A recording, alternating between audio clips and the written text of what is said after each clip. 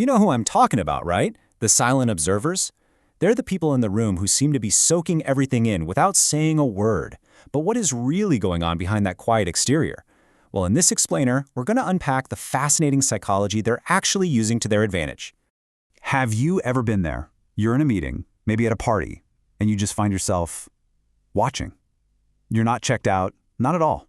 You're just observing the dynamics, the little conversations, the whole energy of the room, instead of jumping right in.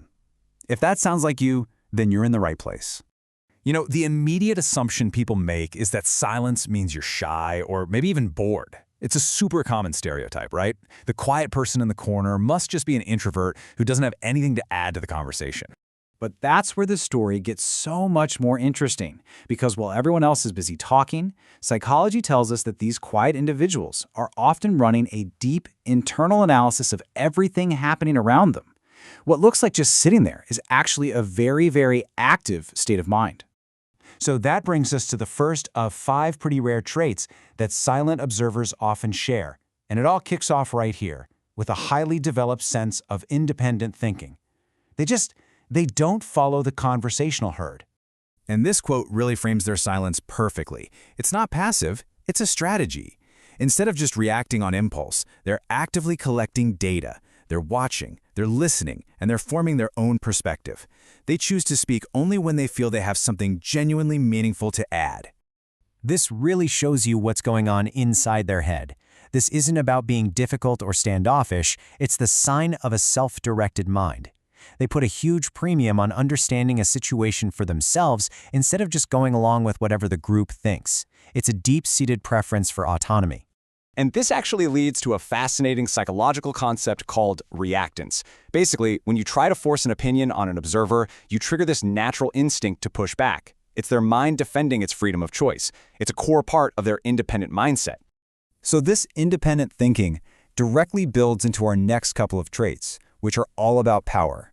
And I'm not talking about power over other people, but a deep internal sense of control over your own life and your own decisions.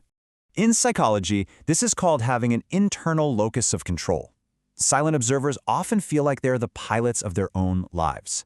Because they're constantly observing and solving problems on their own, they build this quiet, unshakable self-trust that doesn't need a loudspeaker to be heard. And that self-trust, it leads directly into our third trait. They rely on internal validation. This little chart shows the difference perfectly. While so many people are out there looking for external approval, the likes, the comments, the public praise, observers build their confidence from the inside out. For them, a moment is real because they lived it, not because they posted it for an audience.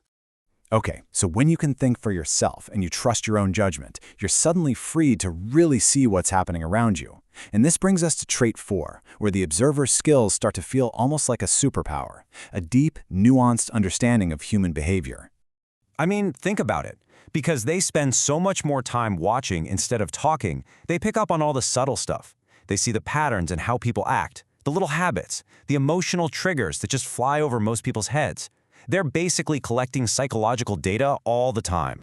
Here's a perfect example of what they notice: psychological projection. They get really good at seeing when someone's criticism or negativity isn't really about the situation at hand, but is actually a reflection of that person's own junk, their own insecurities. And being able to see that, it lets them stay balanced and not take things so personally. So all of this heightened awareness unlocks the 5th and final trait. They become masters of selective emotional investment. Observers get that their energy is a finite resource. They don't react to every little thing because they know that would just give other people control over their state of mind. Instead, they make a conscious choice about where to invest their emotional energy. And listen, this isn't about being cold or distant. It's about self-preservation. Observers understand that setting boundaries is absolutely essential, and that no is a complete sentence. It's a powerful tool they use to protect their inner peace, and they don't feel the need to write a whole essay explaining why. So, after looking at all these connected traits, a really clear picture starts to emerge, doesn't it? It's time we completely reframe what that silence really means. This is the big takeaway right here. If you're a natural observer, your quiet nature isn't some flaw you need to fix. It is a highly effective tool. It gives you this unique vantage point to see the psychological patterns that most people, who are just caught up in all the noise, completely miss. And that really brings us to the end. The real question is, with this new perspective, what are you going to notice now? In other people, sure, but maybe even more importantly, in yourself.